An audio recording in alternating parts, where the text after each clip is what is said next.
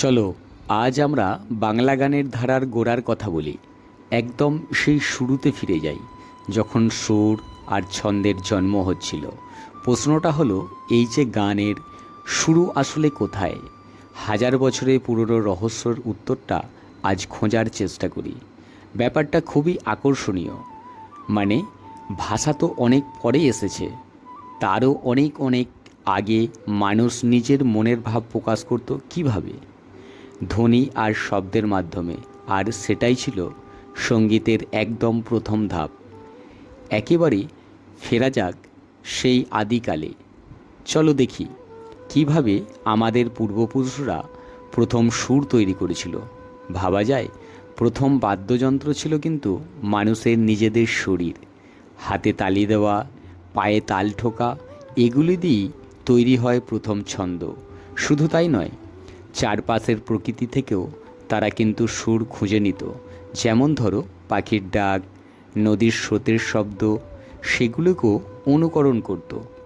আর এর সাথে যোগ হতো শুকনো লাউ, বাঁশ বা ঝিনুকের মতো জিনিস।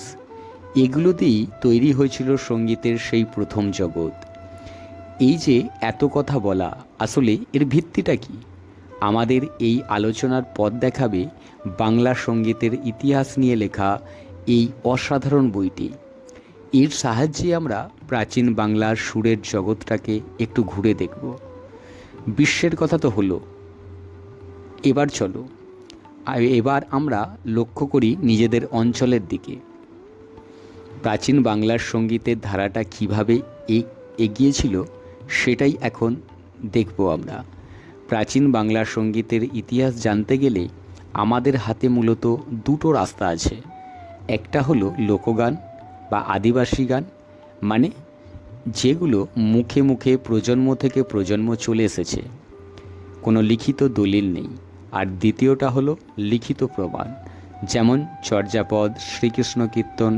এগুলি সেই সময় গানের গঠন সম্পর্কে একটা ধারণা দেয়। দুটোই কিন্তু আমাদের শিকড়ের গল্প বলে। তাহলে চলো শুরু করা যাক। প্রথম লিখিত নিদর্শনটা চর্যাপদ, কিন্তু বাংলা সাহিত্য নয়, বাংলা গানের ইতিহাসে এটা মাইল ফলক। চর্যাপদকে আমরা অনেকেই বাংলা সাহিত্যের পুরনো নিদর্শন হিসাবে চিনি, কিন্তু আসল ব্যাপারটা হলো, এগুলি শুধু পড়ার জন্য লেখা হয়নি। এগুলি ছিল গান। বৌদ্ধ সিদ্ধাচার্যরা তাদের কঠিন আধ্যাত্মিক কথাগুলো সাধারণ মানুষের কাছে পৌঁছে দেওয়ার জন্য এই গানগুলো তৈরি করেছিলেন। ভাবো তো একবার, 1000 বছর পর সংগ্রহের 46.5টা আস্ত পদ খুঁজে পাওয়া গেছে।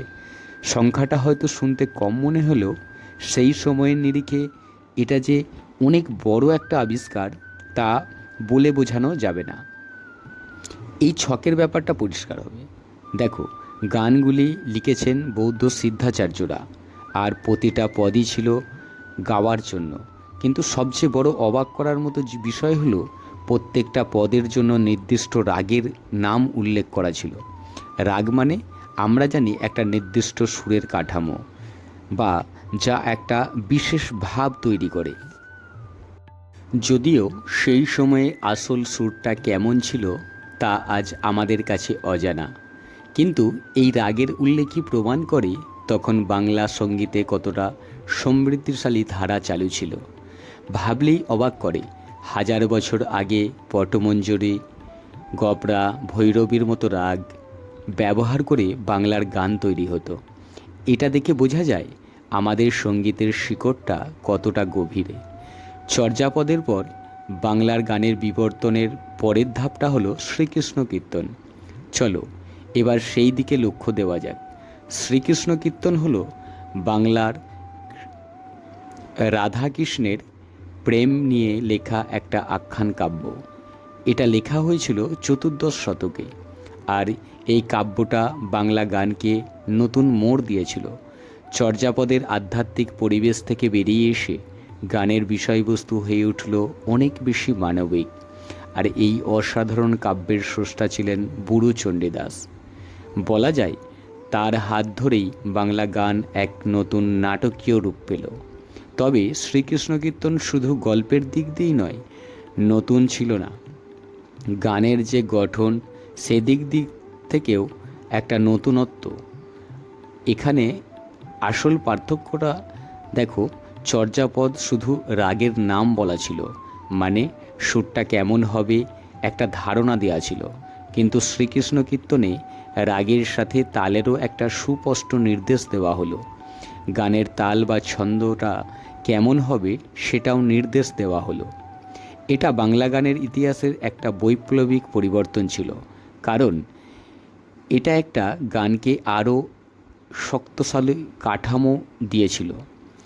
তাহলে পুরো যাত্রাটা যদি একবার দেখি, শুরুটা হয়েছিল প্রকৃতির শব্দ অনুকরণ করে, তারপর এলো মুখে মুখে ফেরা গান, তারপর চর্যাপদের মাধ্যমে গান লিখিত রূপ পেল, আর সবশেষে শ্রীকৃষ্ণ কীর্তনে এসে সুর আর তাল মিশে একটা সম্পূর্ণ পরিশীলিত রূপ নিল। এটা ঠিক যে চর্যাপদ আর শ্রীকৃষ্ণ কীর্তনের আসল সুরটা হারিয়ে গেছে, কিন্তু সেদিন যে কাঠামোটা তৈরি হয়েছিল, গানের ভিত্তিটা যে তৈরি হয়েছিল, তার রেশ কিন্তু আজও বাংলা সঙ্গীতে রয়ে গেছে। আমাদের আজকের গানের ভিত্তিটাই কিন্তু প্রাচীন ঐতিহ্য। শেষে একটা প্রশ্ন কিন্তু মাথায় আসে, ইতিহাসের গভীরে এরকম আরও কত সুর, কত গান হয়তো লুকিয়ে আছে, যেগুলো এখনও আমাদের আবিষ্কারের অপেক্ষায়। কে জানে, হয়তো ভবিষ্যতের এমনই কোনো গবেষণায় আমরা আমাদের গানের ইতিহাসের আরও কোনো হারিয়ে যাওয়া অধ্যায়কে খুঁজে পাবো।